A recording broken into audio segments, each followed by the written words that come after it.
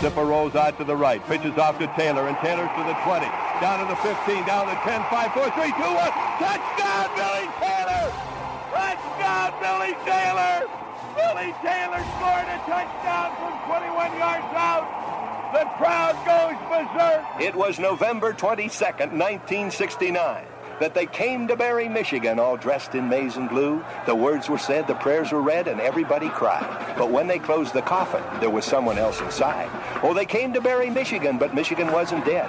And when the game was over, it was someone else instead. 11 Michigan Wolverines put on the gloves of gray, and as the organ played the victors, they laid Woody Hayes away. Under center is Wangler at the 45. He goes back. He's looking for a receiver. He throws downfield to Carter.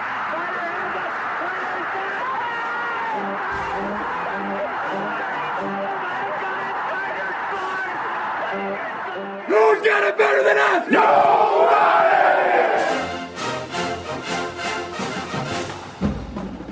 Welcome to the Michigan Man Podcast on Wolverine Sports Radio, a member of the V Sporto Network, and in partnership with SB Nation's Maize and Brew, for Wolverine fans from coast to coast.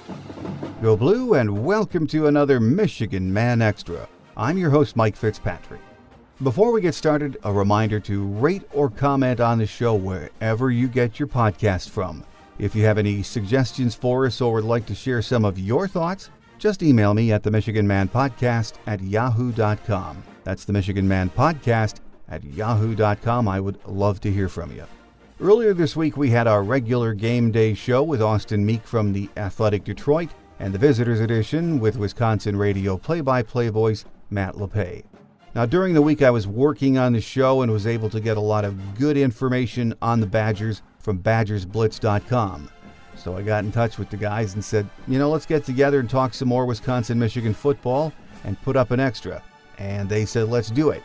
Now, this is a big game for both teams. That's why we enjoyed talking about it. And I know it's sort of an overload week having 3 shows. But again, this is a huge test for both teams very early in the season. And the direction of both of our seasons could turn on the outcome of this game. Now, that might be overstating it, but it is a huge psychological game. Joining me next is Jake Kocorowski from BadgersBlitz.com here on the Michigan Man Extra in partnership with our friends at SB Nation's Maize and Brew.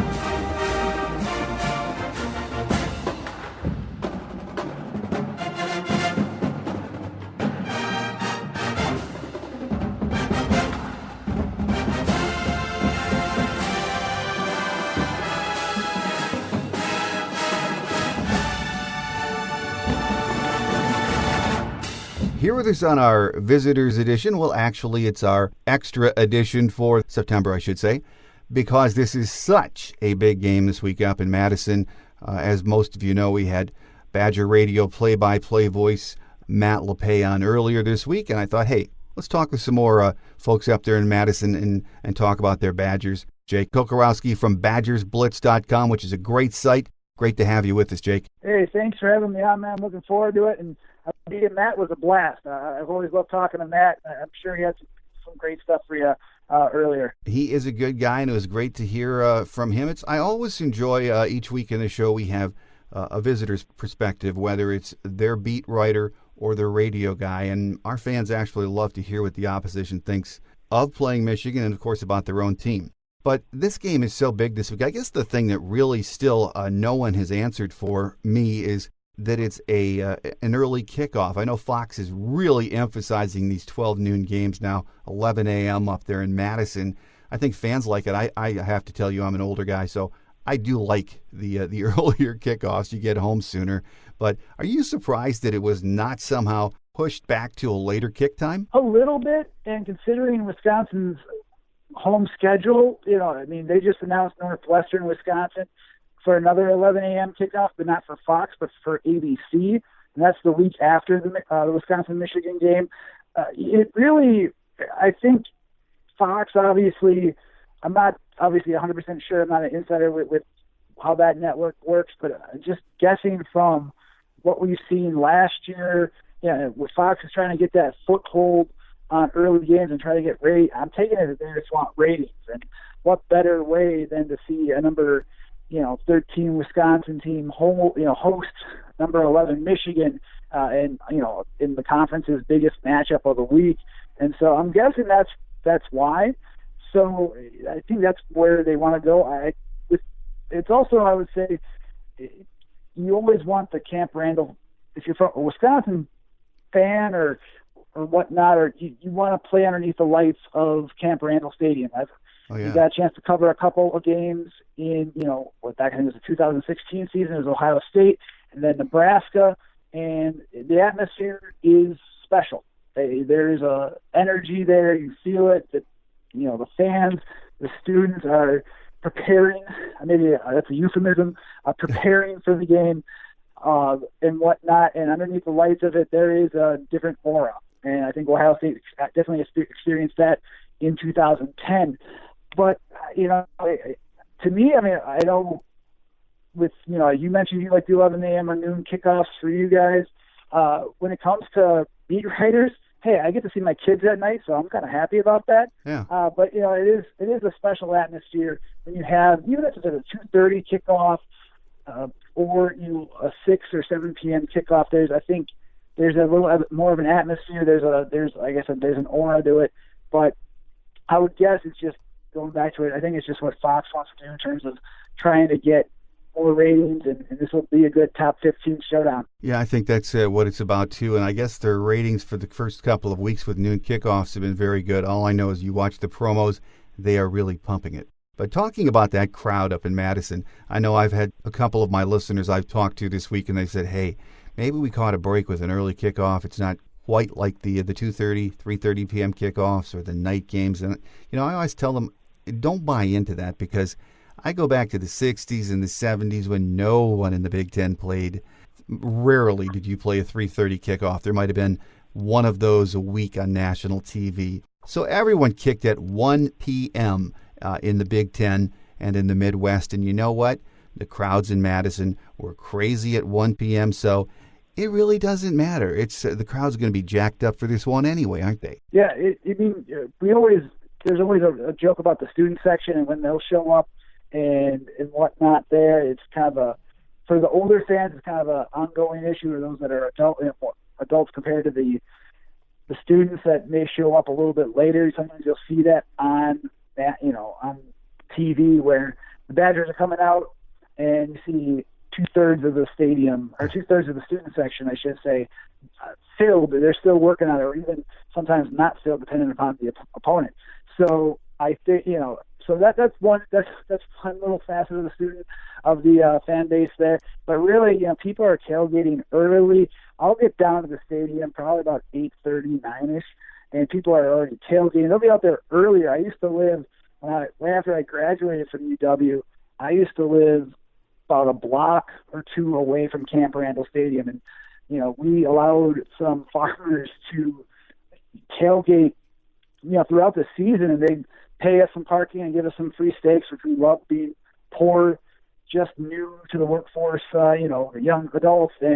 But they were there, 6:30, 7 o'clock in the morning, tailgating, getting ready. And so there is an atmosphere there with, even though it's not a later kickoff, 80,000 people descend upon Camp Randall, and downtown is bustling. There's stuff to do for families. Of course, you have your private tailgates in the various spots. And so, it is a special atmosphere. And, it's depending upon, even coming up to, UW just announced, I think it was a day or so ago, and I just got an email later this afternoon regarding, they're doing like a stripe type event where certain sections are wearing red, and then the next section over will wear white. So they're trying to do like I don't know if it's called a stripe out or whatnot, but they're trying to get fans to do red and white stripes throughout the stadium. I think the student section is supposed to be all white, if I'm not mistaken, too. So really, it's they're trying to amp it up, and it could be a real special atmosphere even for an early kickoff on Saturday. No, I think it will be. It's always fun there, and I'm sure it will be very festive come 11 a.m. Central Time this Saturday. Let's, Jake, talk about these Badgers and get your take. As I mentioned, I had Matt LePay on early. He was earlier this week. He was a little conservative in his thoughts, but, I mean, the Badgers absolutely drilled South Florida and Central Michigan in those first two games. I think they outscored them 110-0. Yeah, they're not great teams, but I don't care. You shut two teams out in Division I, and you put 110 points up on the board. The fans have to be really pleased with that. Really, it was from our subscriber forums, they were really impressed, and you see, it kind of goes back to last year. I think that's why expectations are heightened even after a bye week, and even with the lesser group of five competition, which, I mean, let's be honest, too, during the season, we've seen Nevada upset Purdue, and we've seen other, Power 5 teams struggle. Hey, granted, it's Boise State, but Boise State beat Florida State in Tallahassee after they moved the game from Jacksonville to FSU Stadium because of Hurricane Dorian. So, among other examples, Hawaii beat Arizona at Hawaii. And so, but just the way that Wisconsin dominated is what I think the storyline is, and why the expectations are still high. Last season, Wisconsin started 2-0 during the 2018 campaign, but I've said this a couple of times on a couple other radio hits or podcasts where last year's team, those wins were not dominant or overwhelming. They were very, I guess you could call them comfortable. And so you didn't, you saw, the offense would look good or the defense came up with a big play, but you didn't get a sense that it was dominant. This season just feels different, where you go on the road at South Florida, you withstand a weather delay. Jonathan Taylor emerges with a new skill set, an evolving skill set in the pass game in terms of receiving the ball and scoring 2 touchdowns there.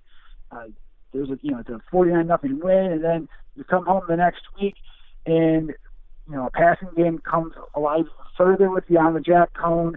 And despite Central Michigan, having a decent win against an FCS opponent the week prior, they get blown out 61-0. And so I think, it's the expectations are higher just because of how this, the team has performed, and they haven't taken the foot off the pedal compared to maybe what you saw last season. Well, let's talk for a minute about Jack Cone. You mentioned Jack. I know when I was getting ready for the season, the preseason mags and everything all came out in late spring, early summer. And when I would read about Wisconsin, it was not just writers from up in Madison or other writers in the Big Ten, but it's the national take on Jack Cone seemed to be, if he was going to be the starter, he was more of the game manager type of a quarterback. But, I've only gotten to see him in bits and pieces so far in those first two games. And not only does he look much better than a game manager quarterback, he looks good downfield throwing the ball, too. And that's been the biggest revelation. And, again, it's just through 2 games, so we try to temper expectations with, even with Badger Blitz, with us, we're obviously objective, but it's one thing where you realize that the defense has made, the talent may not be up to par with what Wisconsin has or what Wisconsin will see against Michigan, obviously, with the Wolverines and Jim Harbaugh recruiting like they do year in and year out. But the way that Cone has performed, he was the surprise of fall camp, and you saw a change. It wasn't in spring ball, I would say, for most of it until the last week to maybe the last 3 or 4 practices, he was par for the course. But then that last week of fall camp, or spring camp, he turned it on in April. And he had, the last spring practice, he threw, at least 3 touchdowns, made some deep throws that were completed to A.J. Taylor. And we all kind of turned our heads like, okay, that's just one practice, really. But he, even that Friday before, he started hitting some deeper passes. So maybe he's starting to get a little bit of momentum. heading into fall camp, he most of the first team reps were under center by Cone, and then he displayed an accuracy to his throws, both short and deep. His decision making was sound, but the ability and what you didn't see last year that you saw definitely against Central Michigan was the ability to stretch the ball downfield, keep defenses honest. There are 2 touchdown passes to Quintez Cephas, one on each part of the sideline. The first one was a 36-yarder, on the left side, and then the next series for Wisconsin thereafter, he hit Cephas in stride, and Cephas made a great adjustment to catch it over the shoulder and going 46 yards for yet another touchdown.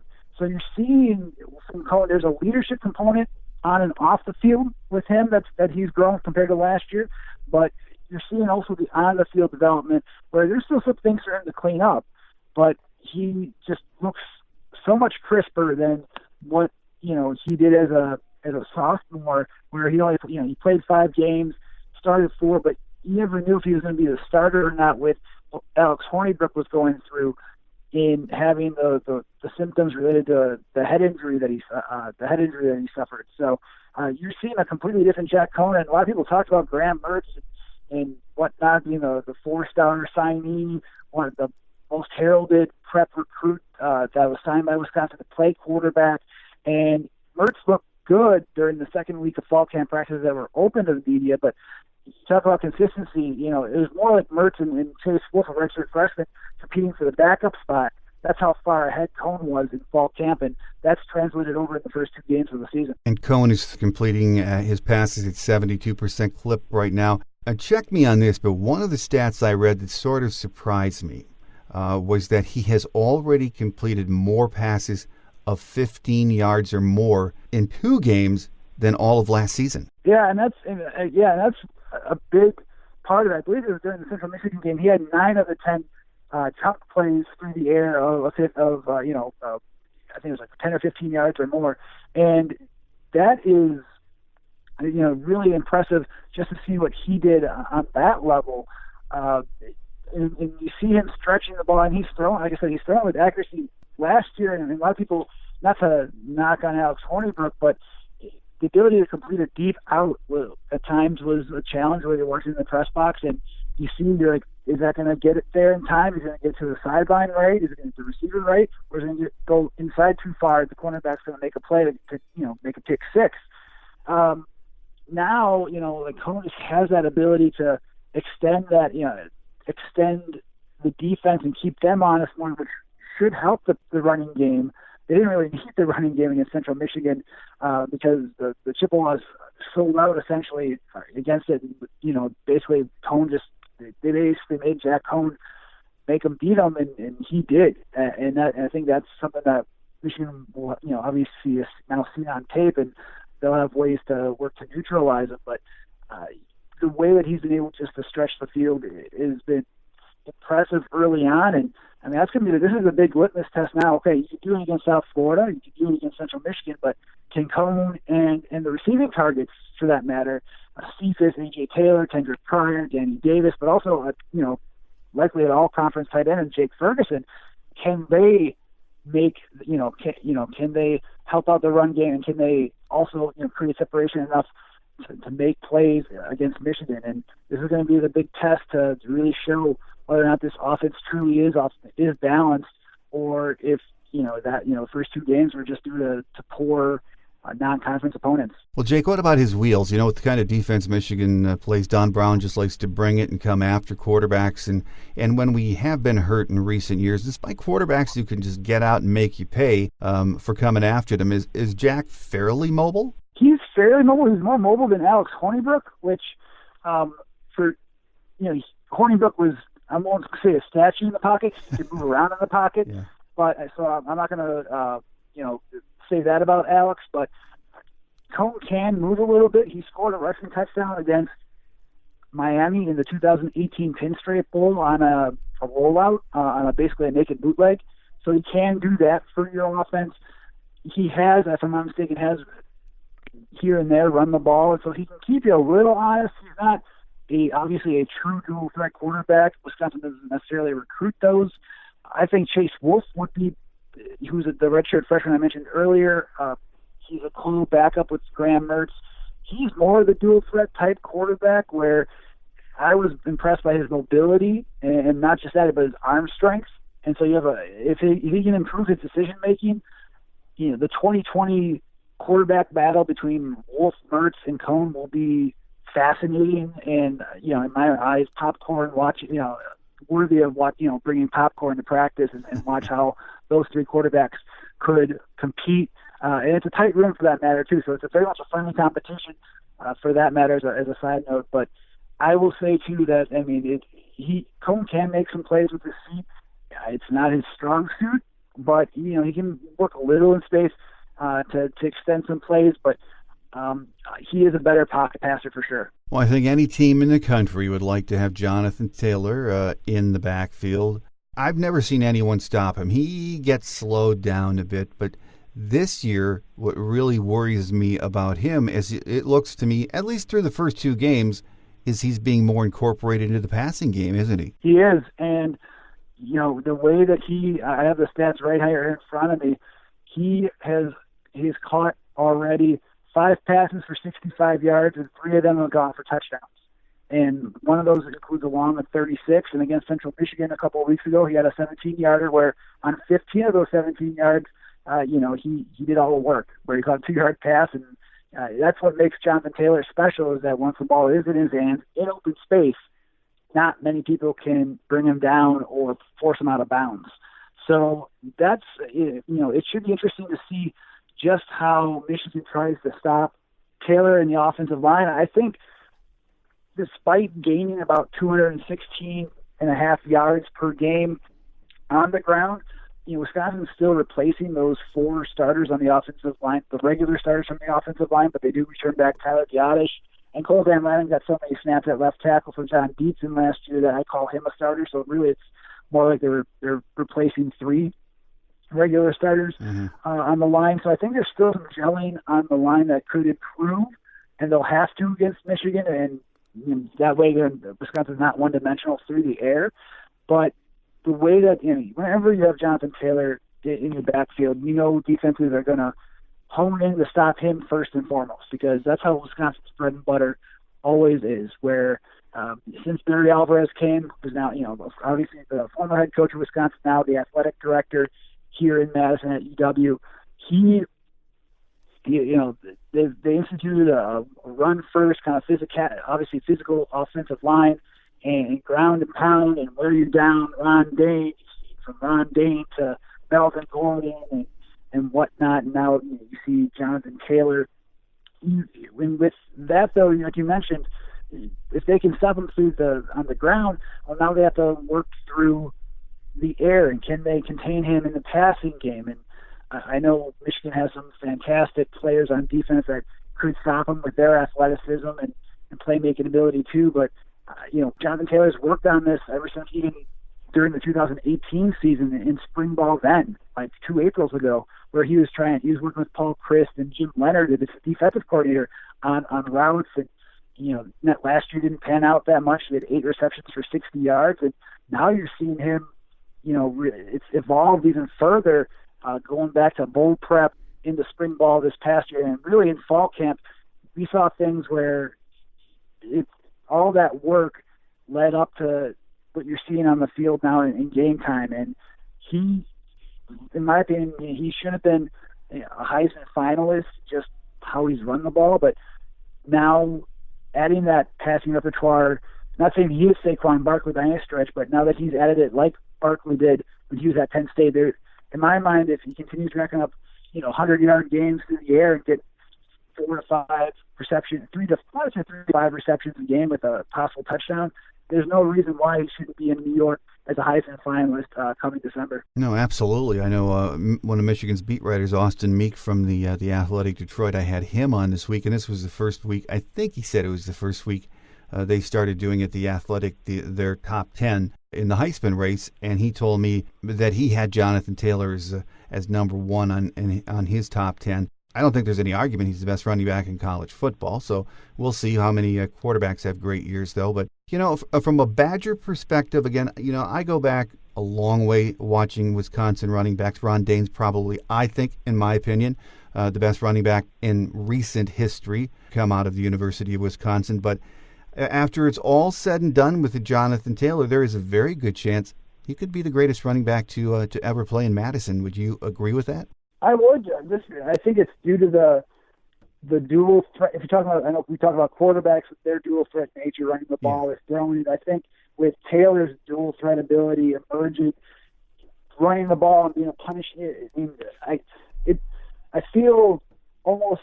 I've been able to cover Melvin Gordon, and as a kid, I watched Ron Dane in the state. So I don't know if I don't think I necessarily take it for granted, but Wisconsin's running backs, are notorious. I don't know if I say notorious or just very, very well known for just what they do on the ground. But if Taylor continues with that passing game, just what he's done there, I think he could etch his name. He's definitely top 3 in my book right now, which it's there's such a long line of backs. Even a guy like James White, who plays for the New England Patriots, to me was such an unheralded back, and I'd say underappreciated, but he racked up 1,000-yard seasons and made plays in the passing game. And now look at him, what he's doing with the New England Patriots and winning Super Bowls. And I think he had, if I'm not mistaken, over 70 catches last season for the Super Bowl champs. But going back to Taylor, if he can add that skill set and be consistent with it, I think if he still gets maybe 1,500 to 1,700 yards along with, I'd say 20 to 25 receptions, I think that etches him, top 2. It's going to be hard to supplant Dane, and gosh, it's hard even with Gordon. Just how that 2,500 yard plus season he had in 2014.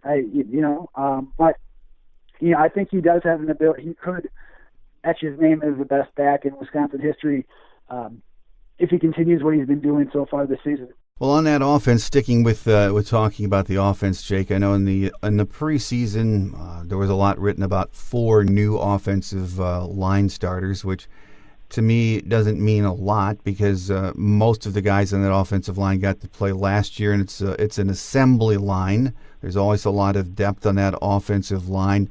So yes, there are 4 new starters there, but the offensive line has looked pretty darn good so far, hasn't it?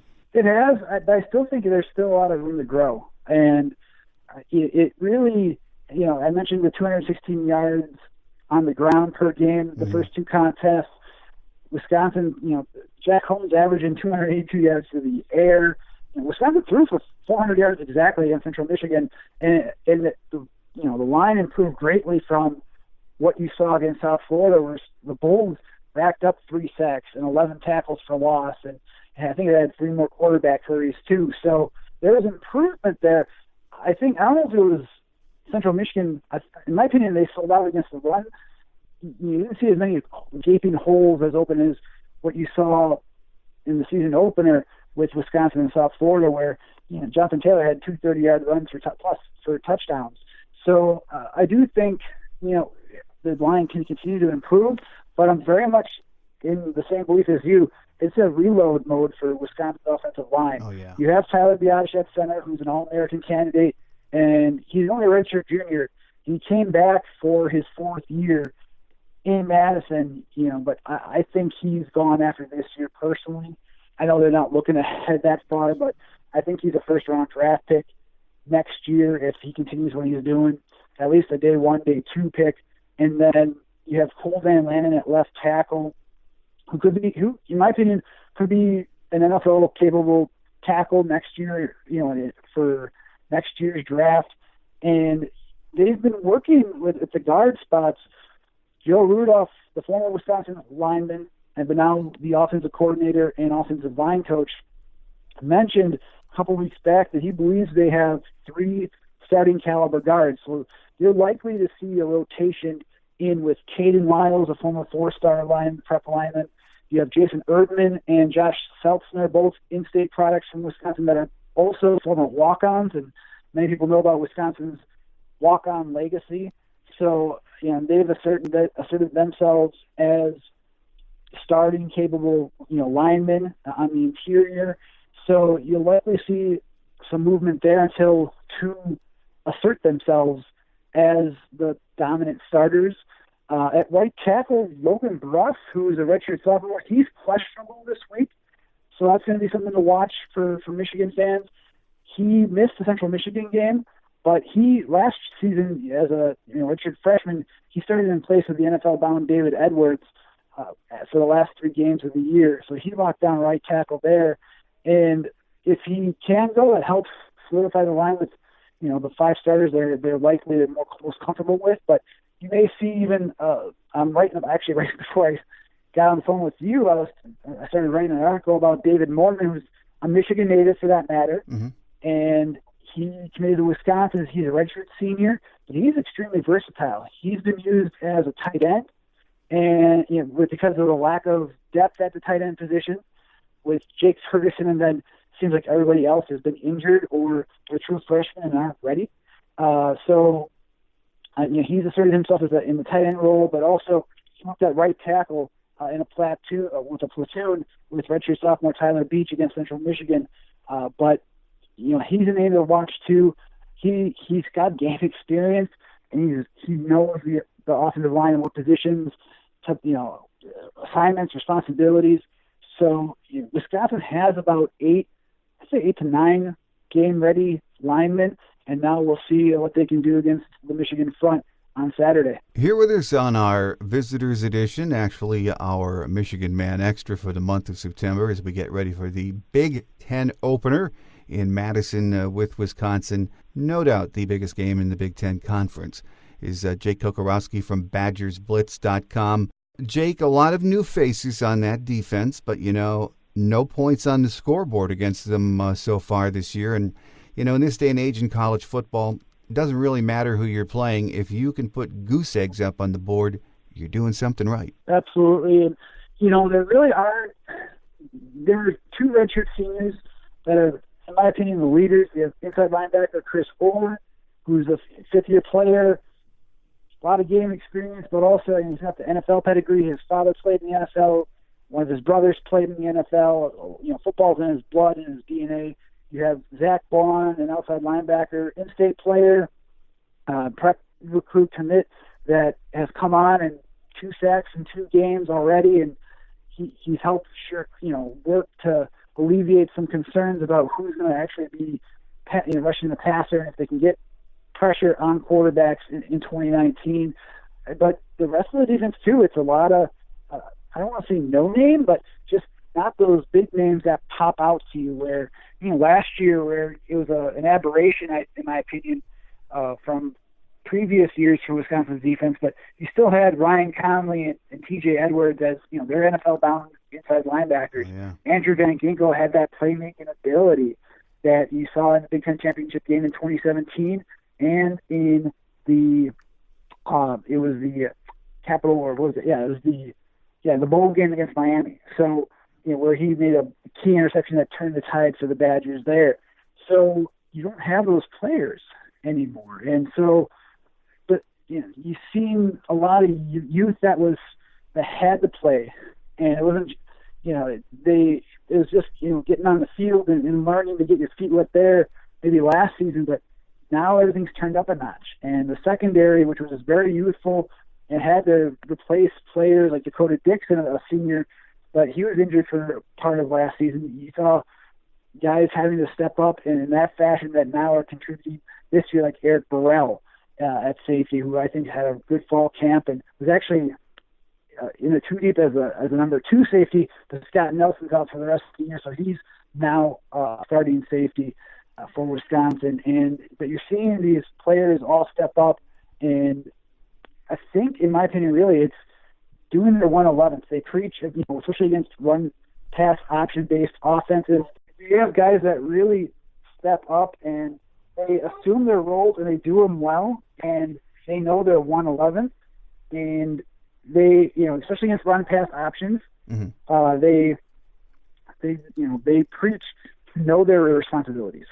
They have to know, what their assignments are, and they do them right. And even against Central Michigan, where there's a little bit different offense than what they saw against South Florida, and that offense for the Bulls was really impressive in terms of Kerwin Bell they talk about 52 points per game and where he came from in Valdosta State, 500 plus yards per contest too, and Wisconsin shut them down. And then what they did against Central Michigan. So, and just how they dominated, 215 total yards in 2 contests, just no matter what the competition, is really impressive. And so I think with what they're doing, they don't have the flashy names, but they're just playing good assignment football, and they're creating some pressure at key moments, and they're making key plays, and that'll have to continue against Michigan. And as we've been discussing, this is a huge game. It's early in the season. First Big Ten Conference game, third game of the season for both Wisconsin and Michigan. Is it too early, Jake, to say that this is a big barometer game for both teams? Absolutely. Hands down, it's a big game for both teams. I know Michigan came in this past season, obviously, them, with a number 7 ranking in the AP polls, a lot to talk about, a new offense, with a new scheme with Josh Gaddis and the skill positions, and just even with replacing guys like Rashawn Gary and Chase Winovich and Devin Bush, that Don Brown would still, work to replicate and likely succeed in producing a really talented defense that will give many, many offenses fits throughout the season. And for Wisconsin, it's a huge litmus test, really. This is a big test for Wisconsin. Okay, you're 2-0. But, again, those were against South Florida and Central Michigan. What are you going to do against a number 11 ranked Wolverine squad that embarrassed you in front, everyone at the Big House last year, where Wisconsin's offense, was 100 yards altogether or whatnot, I think, if I'm not mistaken, and 75 of those yards were on the final drive in mop-up time. And so I don't think it's necessarily a revenge game for Wisconsin. With that, I think it's more just what can this 2019 squad that was not picked by that Big Ten poll that was administered by Cleveland.com. Everyone picked Nebraska because they're going 4-2 in the final 6 games of last year.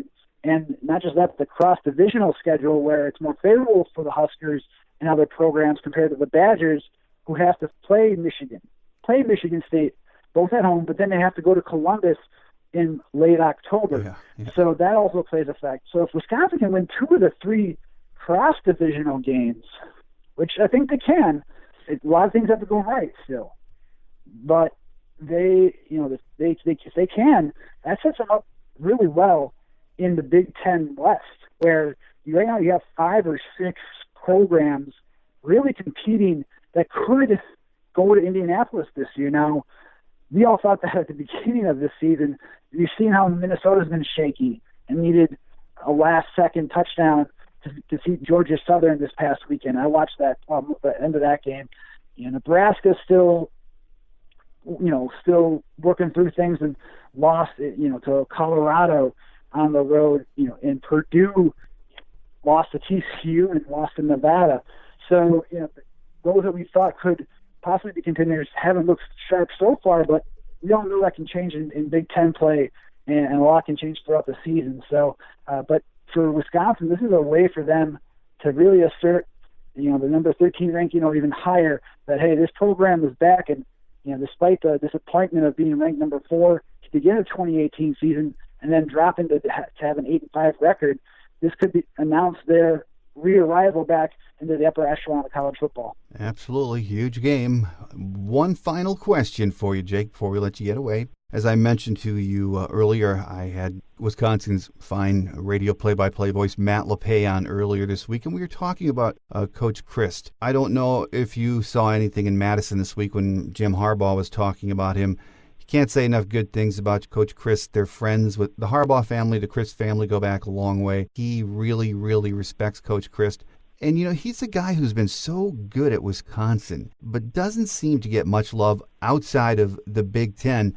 He is really, really one of the most underrated coaches, in my opinion, in college football. Is that sort of how you feel, too? I do, and I know some people, when he was initially hired, I know when I was at Bucky's Fifth Quarter, which is a part of SB Nation, before I joined Badger Blitz, just gauging fans' pulse there, people were worried about recruiting. People were worried just, they knew he was coming back home, but what would that change? Would it go back to another offense and just where the state of the program was going? But you see now, and you saw what happened in 2016 with almost winning a Big Ten title in his second year. Same thing in 2017 where an undefeated regular season and really just one drive and quite possibly one blown penalty away from going to the college football playoff. And yes, last year was, again, depending on what happens this year, a bad year, a down year, it happens within a program. But the players love him. And I think that's key right there. I think he is a player's coach. He coaches them up. He'll let them know when they do something wrong. But the players respect him. They love him. And he may seem a little dry during press conferences, but I can guarantee you he's completely different around players. They play, they want to play for him. They talk to recruits. And part of the thing with Badger Blitz and Rivals, obviously, our bread and butter, not just covering the team, but we cover recruiting. You hear words like family, and there's a family atmosphere at Wisconsin. I'm sure it's like that at other programs too, especially Michigan too. But you hear the word family tossed around a lot, and there's a closeness. And one of the things they do during official visits, during the summer, after they show them around Madison and the downtown area and the Union Terrace and whatnot, they'll go to Coach Chris' house and they're playing yard games or they're talking, and it's a family type atmosphere. So I think he's built that culture here. That you hear smart, tough, dependable is kind of the motto for Wisconsin that they've had since he's arrived, back at UW after his time at Pitt and then being the offensive coordinator at Wisconsin before that. So in my opinion, yeah, I agree. I think he's underrated. He doesn't seek the spotlight. He cares about his players, and he does it really, maybe it's behind the scenes is maybe the best way to put it, where, like I said, he's not flashy. You'll see the sweatshirt he'll wear. People, even Wisconsin fans will joke about that, where, maybe he's not wearing, he wears those sweatshirts or whatnot during games, but he really, in my opinion, he's great at game planning. He's got the direction of the program on, in a right path, and I think he'll continue to do that as long as he's head coach. Well, we've got the big one coming up, 11 a.m. in Central Time on Saturday, of course, noon kickoff on Fox Sports. I'm looking forward to it, and our guest here on our Michigan Man Extra for September has been Jake Kocorowski from BadgerBlitz.com. Jake, it's really been a pleasure having you on the show and talking about Wisconsin football, because I like to get our listeners a preview of the visitor's perspective, whether it's here in Ann Arbor or if we're visiting somewhere else. So I've enjoyed talking with you, and I hope down the road in the future we can get you back on the show. Hey, anytime you need me, let me know. It's been great talking with you guys. Hopefully those traveling to Michigan enjoy their time in Madison. Be sure to go to some of the microbreweries. New Glarus is just about 25 minutes southwest of Madison. I cannot recommend it enough for those that like to consume some beer. But just enjoy the atmosphere, have fun, and I'm looking forward to watching two great programs go at it once again. Thanks to Jake Kocorowski from BadgersBlitz.com for just hanging out with me this week and talking some Michigan-Wisconsin football. It was a lot of fun. Next week, we're back home for another noon kick against Rutgers. On Tuesday's Game Day show, my guest will be Anthony Broom from right here at Maize & Brew. Then on Thursday, a return visit from Steve Politti. He's with the Newark Star-Ledger and covers Rutgers. And hopefully we are 3-0 by then. So please come back and join us. That will do it for now, though. I'm your host, Mike Fitzpatrick. Enjoy the game Saturday and have a great Wolverine weekend, everyone. Until we meet again, take care, and as always, go Blue.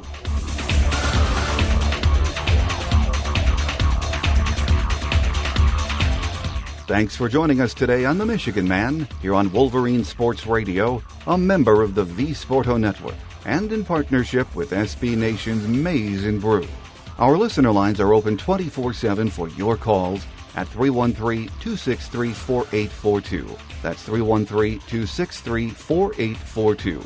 Or email us at the Michigan Man Podcast at yahoo.com. That's the Michigan Man Podcast at yahoo.com. The Michigan Man Podcast is produced at the studios of Robin Lynn Productions, Allen Park, Michigan, and is not affiliated with the University of Michigan. Go Blue!